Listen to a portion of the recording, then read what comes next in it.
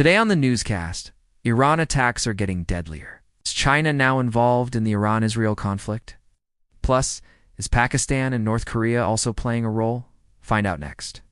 Hey folks, welcome to the newscast. Breaking news from the Middle East. As we come to you today, the Iranian regime has launched another drone attack against Israel. This time 4 people were killed in northern Israel near the Lebanon border. I'm one of those folks. A 25-year-old young man was not only a civilian but a Thai national who was visiting Israel. So this is just the latest in a string of very deadly Iranian attacks against Israel over the past few weeks. Last month, an Iranian attack drone slammed into a car full of Israeli civilians. 2 of them were killed. Then last week, again Iran sent an attack drone or drones into Israel, and at least 3 Israelis were killed. Now 4 more have been killed. Now, here's what's interesting about this latest attack. Number 1, the location. These attacks are becoming bolder because they are coming closer and closer to Beirut. Again, this attack was near the Lebanon-Israel border in Hezbollah country. No. 2. It wasn't just 1 drone that Iran deployed, but at least 3, according to Israeli officials.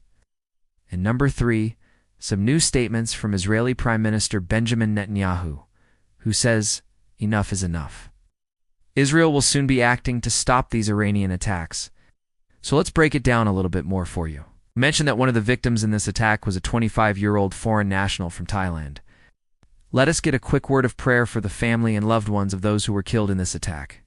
Certainly our hearts and prayers go out to the families of the Israelis who were killed, and also the family of the young man from Thailand. So we mentioned that this attack occurred near the Lebanon border, folks, right outside of Beirut. We've had a few attacks over the past few weeks along this Lebanon border, which is troubling. Because of course, Lebanon is home to Hezbollah, the most lethal Iranian proxy out there. Now Hezbollah has not said anything yet in the aftermath of this attack. But folks, clearly, Hezbollah is feeling very comfortable with these attacks occurring right outside of Beirut and in Hezbollah territory. Remember, southern Lebanon is basically Hezbollah country. They have an overwhelming military presence there, so clearly Hezbollah is feeling pretty comfortable. And Iran apparently is emboldened by Hezbollah's presence there and their alliance and partnership together. The Iranian regime is saying to Israel, look, we are working hand in hand with Hezbollah.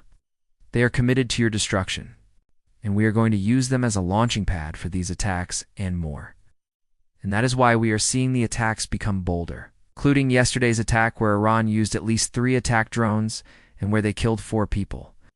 And when you think of Lebanon, you think of Hezbollah. You think of southern Lebanon. Iran has another proxy there, the Palestinian Islamic Jihad.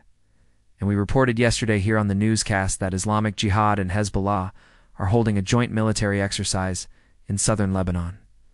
What do you think they're practicing? It's practicing attacks against Israel. So Israel has a real serious situation on its hands in Lebanon. Again, these Iranian proxies feel very comfortable operating there and launching attacks against the Jewish state. But hey, remember, Israel is committed to defending its people no matter where they are. And that includes the communities in the north near the Lebanon border. By the way, folks, if you are watching us right now and you haven't subscribed to the channel, folks, we're fast approaching a major milestone, but we need your help to get there. So if you have not subscribed, please be sure to do so. And join us on a daily basis here as watchmen and women on the wall for such a time as this. And that brings us to another key point. This attack happened on the eve of Rosh Hashanah. That is, the Jewish New Year begins tomorrow in Israel. And it's hard to say whether or not this was a deliberate attack by the Iranian regime on the eve of this holiest of days for Israel. But needless to say, the Iranian regime has repeatedly targeted Israel on holy days. Think back to Yom Kippur last year. Remember, that is the Day of Atonement, the holiest of days on the Jewish calendar. And Iran unleashed its most ambitious and deadly attack then. And on that day, they sent swarms of attack drones into Israel. Dozens and dozens of them. Israeli air defenses shot most of them down, but 6 civilians were killed in the attacks. So needless to say, the Iranian regime doesn't care about holy days. They don't care about innocent people. All they care about is destroying the world's one and only Jewish state. Hey, remember, we've been saying here in the newscast, if a nation or a group or an individual doesn't care about the sanctity of life, if they don't care about innocent people, men, women, and children, then all bets are off the table. When it comes to negotiations and peace talks and any kind of peaceful coexistence, the Iranian regime is a regime that clearly shows that they do uncare about the lives of innocent people. And folks, that leads me to my final thought. Yesterday, Israeli Prime Minister Benjamin Netanyahu convened his security cabinet, and they discussed once again how to deal with these Iranian attacks. And Bibi said enough is enough. He made a very significant statement. He said Israel will act soon to stop these Iranian attacks. And he didn't specify what that means. He didn't say how Israel will act. But no doubt Israel will act. You have to think that Israel will act. There are several options on the table for Israel. One is to strike Iran harder and perhaps take out more Iranian terror infrastructure inside of Iran. We've seen Israel do that over the past few months. I believe it has disrupted Iran's plans to a degree.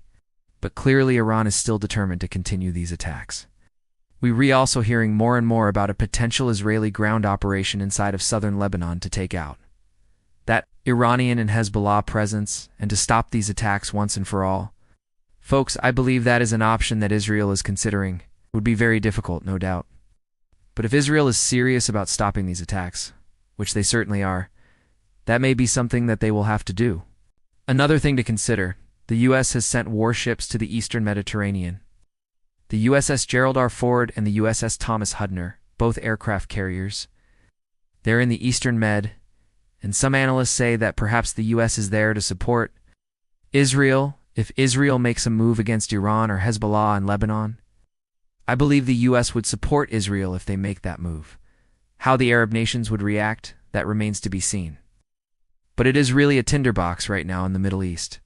And the Iranian regime, they never seem to learn. They keep pushing, and they pushing. But each time they push, Israel pushes back. And that's what's going to happen again. One last note before we go. Yesterday, we reported here on the newscast that Iran summoned the Pakistani ambassador to Tehran and summoned him in connection with the recent clash between Iranian and Pakistani forces inside of Iranian or along the Iranian-Pakistani border.